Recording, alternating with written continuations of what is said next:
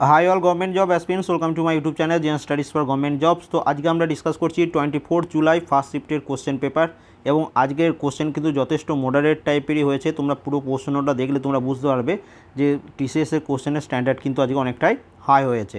তো একটু দেখে নাও। সবার প্রথম দেখো, প্রথম প্রশ্ন যেটা এসেছিলো যে মরণোত্তর কোন অভিনেতাকে ফিল্মফেয়ারে বেস্ট অ্যাক্টরের অ্যাওয়ার্ডটি দেওয়া হয়েছে।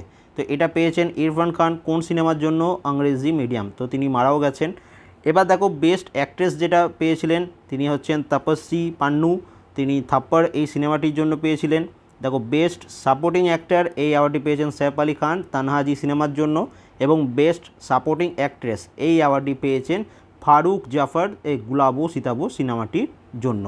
এবার দেখো আজকে কিছু প্রশ্ন এই টাইপের এসছে যে জালিয়ানওয়ালাবাগের হত্যাকাণ্ড সম্পর্কে কোন বাক্যটি মিথ্যা।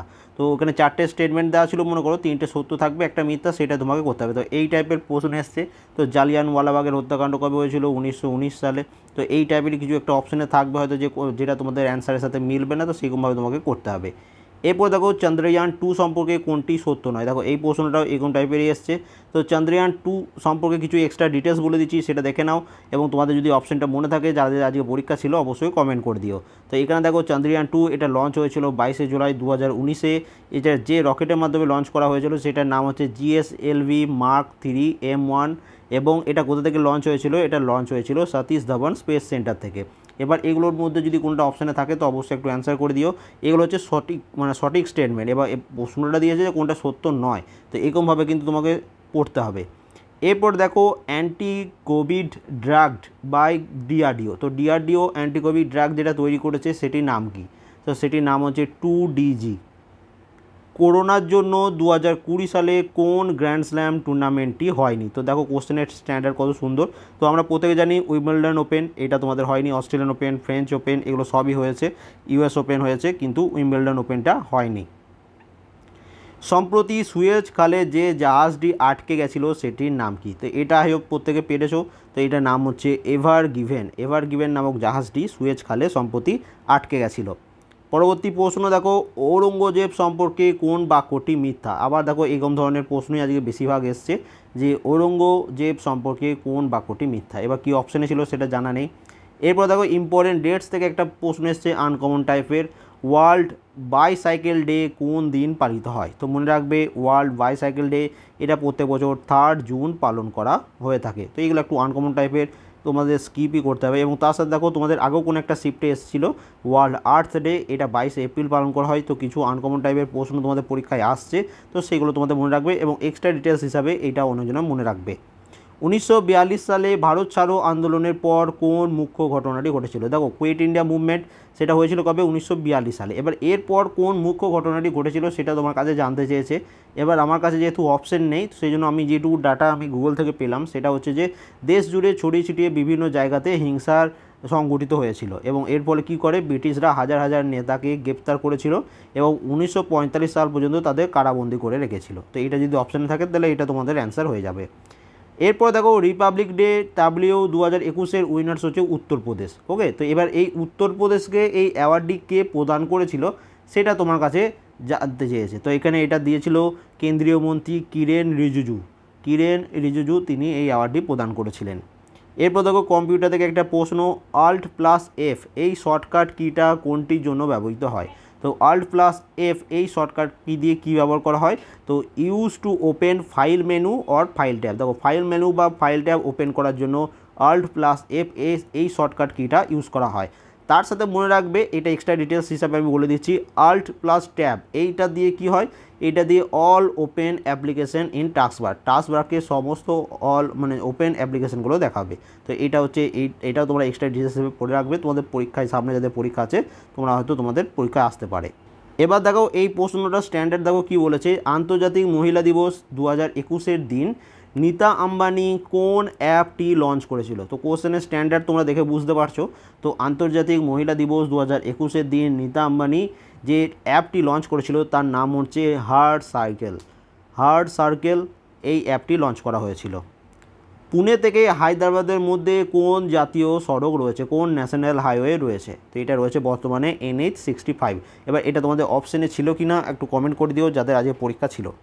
এরপর দেখো দুটো প্রশ্ন এরকম টাইপের এসেছিলো, এক হচ্ছে র্যাম সম্পর্কে কোন বাক্যটি মিথ্যা, এবং সেকেন্ড এসছে ওয়ার্ল্ড ট্রেড অর্গানাইজেশন সম্পর্কে কোন বাক্যটি মিথ্যা।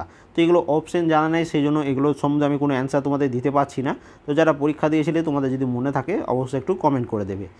এরপর দেখো আচারকে খারাপ হওয়ার হাত থেকে রক্ষা করার জন্য কোন কেমিক্যাল ব্যবহৃত হয়। তো মনে রাখবে আচারকে খারাপ হওয়ার হাত থেকে রক্ষা করার জন্য সোডিয়াম বেনজয়েড ব্যবহৃত হয়, এই কেমিক্যালটি ব্যবহৃত হয়। এরপর দেখো এই প্রশ্নটা কতটা স্ট্যান্ডার্ড প্রশ্ন, কি বলেছে দেখো, পণ্ডিত জওহরলাল নেহেরু কোনটিকে আধুনিক ভারতের মন্দির হিসাবে আখ্যা দিয়েছেন। তো temples of modern India was a term coin by Indian first prime minister Jawaharlal Nehru. তো টেম্পল অফ মডার্ন ইন্ডিয়া এই শব্দটা প্রথম কয়েন করেছিলেন কে, আমাদের প্রথম প্রধানমন্ত্রী জওহরলাল নেহেরু। কখন করেছিলেন, while starting the construction of the Bhakra Nangal dam. দেখো ভাকরা নাঙ্গাল ড্যামটা মানে কনস্ট্রাকশনের কাজ শুরু হওয়ার সময় এই টার্মটা ইউজ করেছিলেন। Describe scientific research institute steel plant, power plant, dam being launched in India after independence to jumpstart scientific and industrial process। তো কি বলেছে যে স্বাধীনতার পর ভারতের যে বিভিন্ন ধরনের institution, research institution, steel plant, power plant, বিভিন্ন ড্যাম তৈরি, এই সমস্ত তৈরি হওয়ার জন্য, এই সমস্ত জন্য যে প্রোগ্রেস সেটাকে কয়েন করার জন্য এই টেম্পল অফ মডার্ন ইন্ডিয়া এই শব্দটা প্রথম বলেছিলেন পণ্ডিত জওহরলাল নেহেরু। তো কোশ্চেনটা কিন্তু যথেষ্ট স্ট্যান্ডার্ড, আই হোপ তোমরা বুঝতে পেরেছো।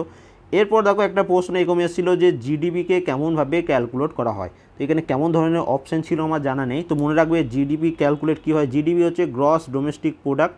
তো এটা সবার প্রথম কনজামশন প্লাস গ্রস ইনভেস্টমেন্ট যেটা হচ্ছে, প্লাস গভর্নমেন্ট যে ইনভেস্টমেন্ট করছে, প্লাস গভর্নমেন্টের যে spending, plus export minus import, এই সমস্ত ক্যালকুলেট করার পর তোমাদের জিডিপি ক্যালকুলেট হয়।